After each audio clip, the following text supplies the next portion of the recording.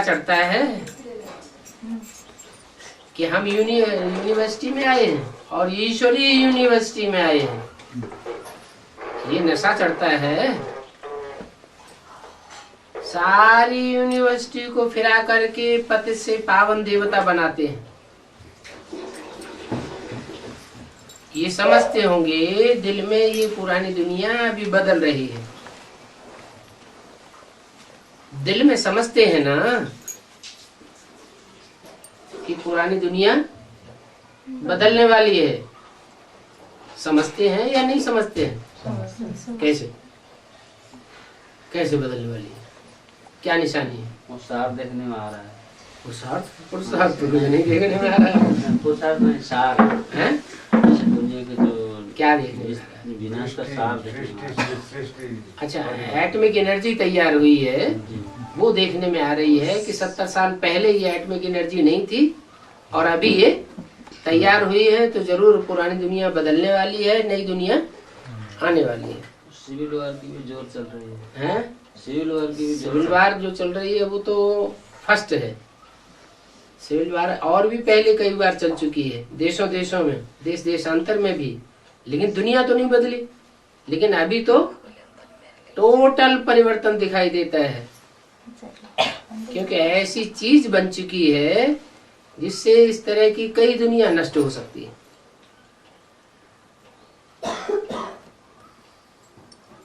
पुरानी दुनिया का विनाश होगा, फिर नई दुनिया में देवताएं राज्य करेंगे। यहाँ ही मनुष्य से देवता बनने आए हैं, ऐसे भी नहीं कि शरीर छोड़ने के बाद फिर हम देवता बनेंगे, दैवी स्वभाव धारण करेंगे। शरीर छोड़ने से पहले ही हमको भाव स्वभाव संस्कार से देवता बनना है, और 1 सेकंड में मनुष्य से देवता बनेंगे। 1 सेकंड में? ये कैसे? 70-71 साल तो हो गए पुरुषार्थ करते कराते, अभी तक तो कोई बना नहीं देवता। कुछ न कुछ अवगुण रहते हैं, कुछ न कुछ भूलें होती रहती हैं। भूल करने वाले को तो देवता नहीं कहा जाता, भूलें तो मनुष्यों से होती है। तो अब 1 सेकंड में देवता कैसे बन जाएंगे? क्योंकि बुद्धि में है कि 63 जन्मों के जो पाप कर्म हैं, जिनकी रील अभी घूम रही है शूटिंग पीरियड में, वो 63 जन्मों के पाप भस्म होंगे और हम कर्मातीत स्टेज को पालेंगे। हमारे कर्म बंधन सारे खलास हो जाएंगे। नई दुनिया की स्थापना करने वाले बेहद के बाप को जानने से जरूर उनके एडाप्टेड बच्चे हो जाएंगे।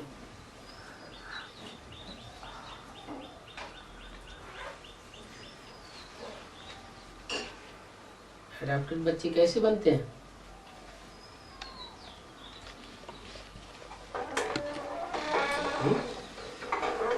नई दुनिया रचने वाला जो रचयिता बाप है, जिसको क्रिएटर कहा जाता है, जैसे मनुष्य सृष्टि की नई सृष्टि को रचने वाला जो क्रिएटर है, उस बाप को अगर हमने जान लिया तो हम उसके अडॉप्टेड बच्चे हो जाते हैं।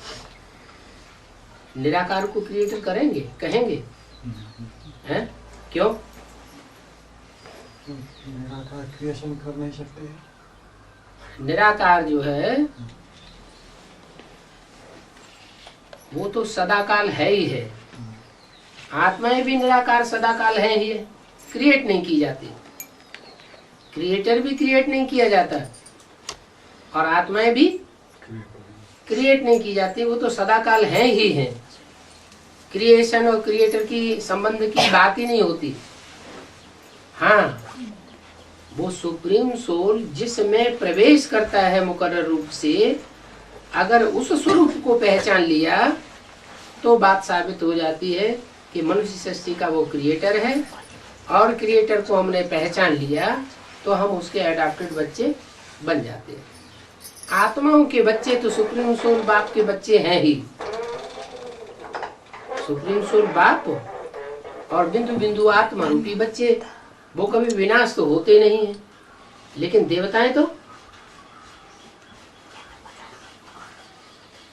विनाश होते हैं या नहीं होते हैं? देवताई सृष्टि थी, अब तो नहीं है। हाँ, देवताई सृष्टि अभी बनेगी तो लौकिक बाप को छोड़ हम पारलौकिक बाप के अब बन जाएंगे, क्योंकि हमने क्रिएटर बाप को पहचान लिया है। एडाप्टेड बनने से विश्व की बात सही मिल जाती है, बर्थ राइट मिल जाता है। बच्चा पैदा हुआ,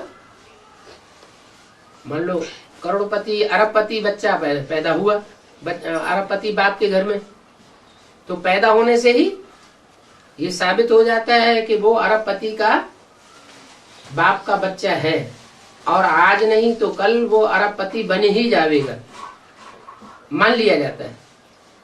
तो एडाप्टेड बनने से विश्व की बादशाही तुमको मिल जाती है। किसके एडाप्टेड बच्चे हुए? विश्व पिता के। अनुभव सुनते हैं, सुनाते हैं, हमको बेहद का बाप पढ़ाते हैं, स्वर्ग की स्थापना कर रहे हैं, तो जरूर स्वर्ग का वर्षा देते होंगे।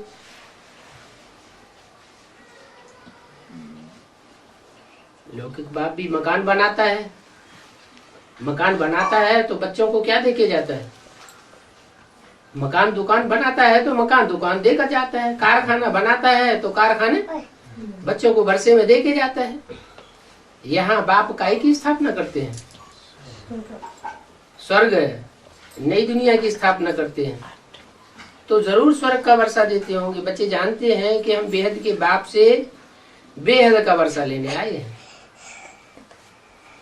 दुनिया में जो सुख का वर्षा मिलता है लौकिक बाप से, वो तो एक जन्म का मिलता है, वो भी मिला मिला न मिला कोई गारंटी नहीं है।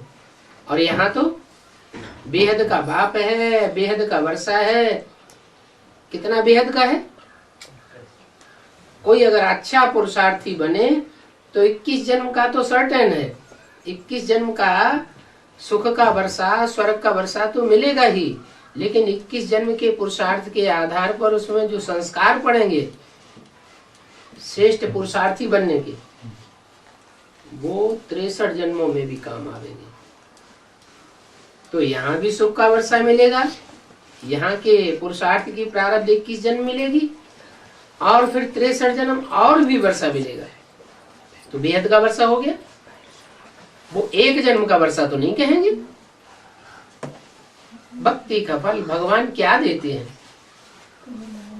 भक्ति का फल जरूर, भक्ति के बाद सदगति मिलेगी। क्या? भक्ति का फल ज्ञान मिलता है, और ज्ञान से सदगति मिलती है। शास्त्रों में भी लिखा है, अरिते ज्ञानान्न मुक्ति, बिना ज्ञान के मुक्ति और जीवन मुक्ति नहीं हो सकती। सदगति कहा जाता है सतयुग को। जहाँ सत्य का युग होता है वो ही सदगति है। अच्छा, अगर सदगति सतयुग को ही कहा जाता है तो सभी मनुष्य मात्र को सदगति मिलती है या नहीं मिलती है? मिलती है। सतयुग तो 8 जन्म 9 जन्म ही रहता है, सभी को नहीं। उसकी बात तो त्रेता आ जाता है। अच्छा चलो, सतयुग त्रेता दोनों में सुख ही सुख होता है, दुख नहीं होता है, तो भी कहेंगे 21 जन्म का सुख मिलता है। सुख को ही सदगति कहा जाता है। तो मनुष्य मात्र को सदगति कहाँ मिलती है? जिस युग में आते हैं बाबा उसी टाइम हाफ उनको सदगति भी मिलता है।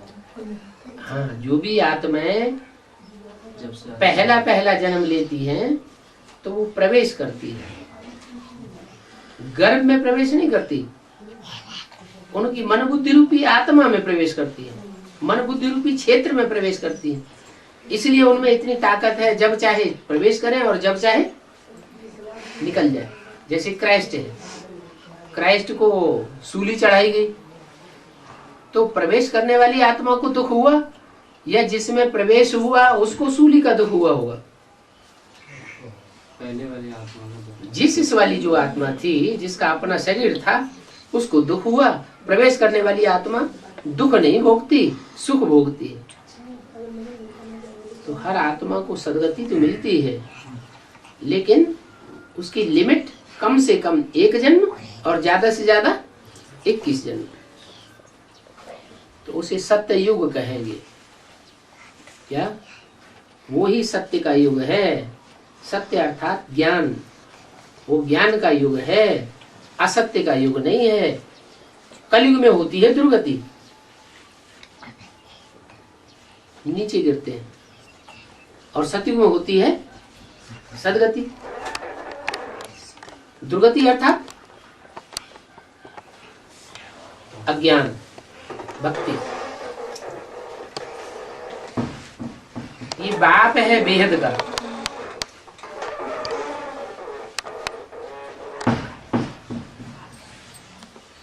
आत्माओं का बाप भी बेहद का है, और मनुष्य सृष्टि का बाप भी बेहद का। कोई 1 2 4 मनुष्यों का बाप तो है नहीं। कितने मनुष्यों का बाप है? सारी मनुष्य सृष्टि का बाप है। वो सर्व का सदगति दाता है। कौन? सारी मनुष्य सृष्टि का बाप सदगति दाता है, या सारी मनुष्य आत्माओं का बाप सर्व सदगति दाता है? आत्माओं का बाप सदगति दाता है, परंतु वो जब तक मनुष्य सृष्टि के साकार स्वरूप बाप में न प्रवेश करे, तब तक सारी सृष्टि की सदगति हो नहीं सकती। जैसे कि ब्रह्मा के तन में आया, माँ के रूप में पाठ बजाया, बाप के रूप में तो नहीं आया, तो क्या सदगति हुई? स्वयं ब्रह्मा की सदगति हुई क्या? ब्रह्मा की भी सदगति नहीं कहेंगे, जबकि सर्व की सदगति दाता एक है, और तो कोई हो नहीं सकता।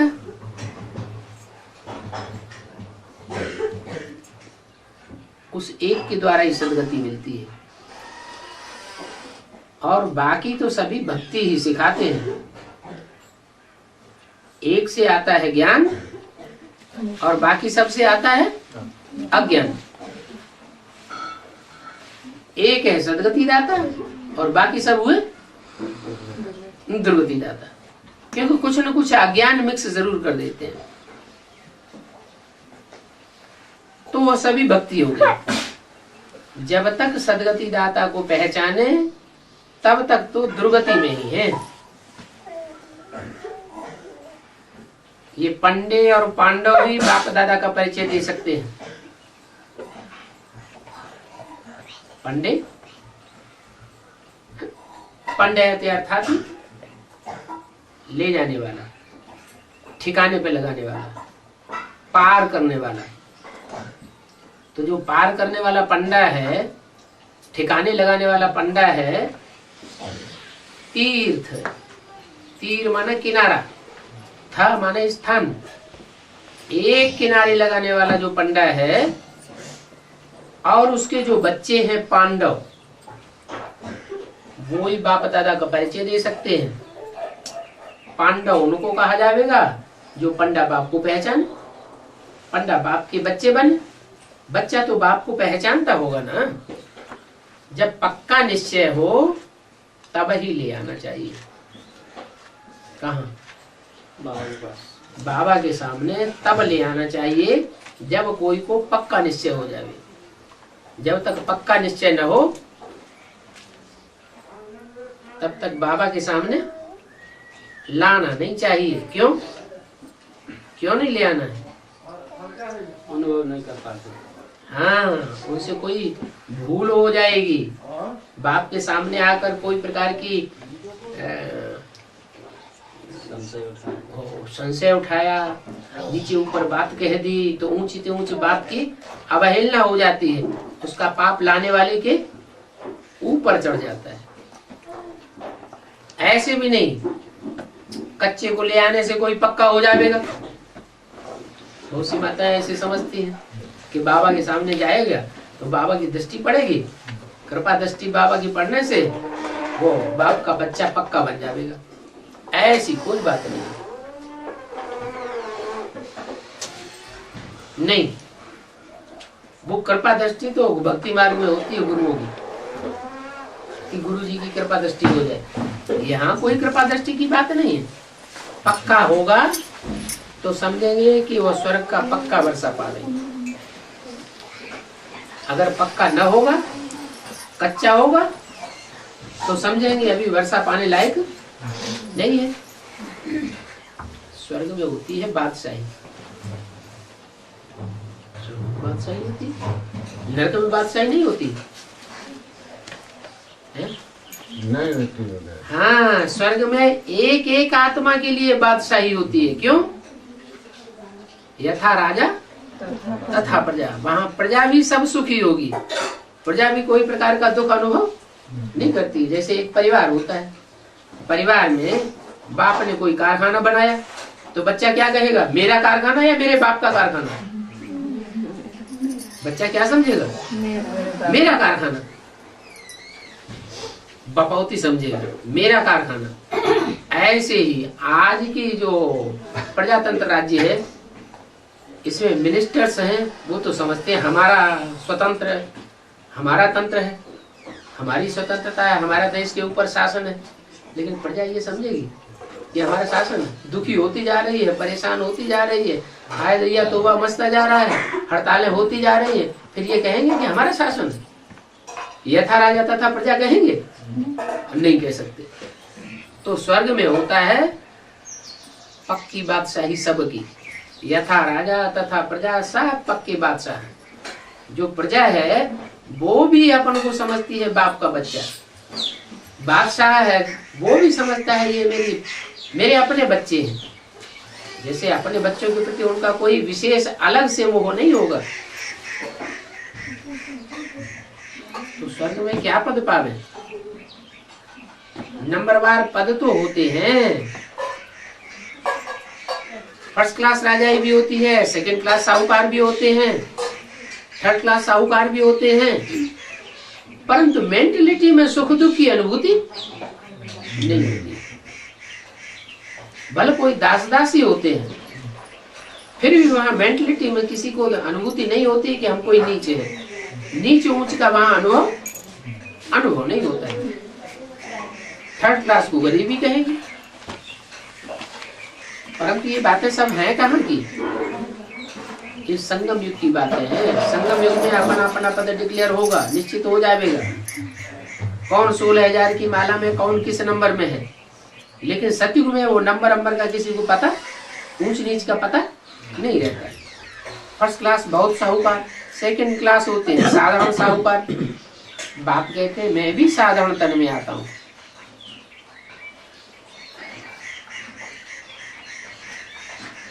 बहुत साहूकार में भी नहीं आता हूँ और इतने गरीब में भी नहीं आता हूँ जो सड़क पर बैठ करके रोटी की भीख मांगनी पड़े। न ज्यादा साहूकार और न ज्यादा गरीब। क्योंकि नहीं तो बिगर पैसे संभाल कैसे कर सकेंगे।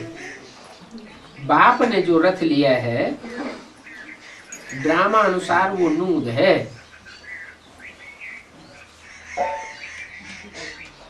अब देखो यहाँ वाणी की गहराई को समझना पड़ेगा। मैं साधारण तन में आता हूँ ये बोला, और बोला किस समय? सन 68 में। माने ब्रह्मा बाबा के लिए लागू होता है ना? तो ब्रह्मा बाबा को साधारण तन कहें या असाधारण तन कहें? उनका तो राजाओं की तरह पर्सनालिटी थे, गोरे चिट्ठे लंबे चौड़े दिखाई पड़ते थे, साधारण तन तो नहीं था। साहूकार कहें ऊंची ग्रेड का या सामान्य ग्रेड का व्यक्ति कहें? वो तो उस समय के लखापति करोड़पति थे। उनसे ऊंचा तो हीरों का व्यापारी, सोने चांदी का व्यापारी कोई हिंदुस्तान में नहीं था। नेपाल के महाराजा के परिवार में जाना लगा रहता था। साधारण व्यक्ति तो नहीं कहे जा सकते। तो बोला बाप कहते हैं मैं साधारण तन में आता हूं, क्योंकि नहीं तो बिगर पैसे संभाल कैसे कर सकेंगे। थोड़ा पैसा तो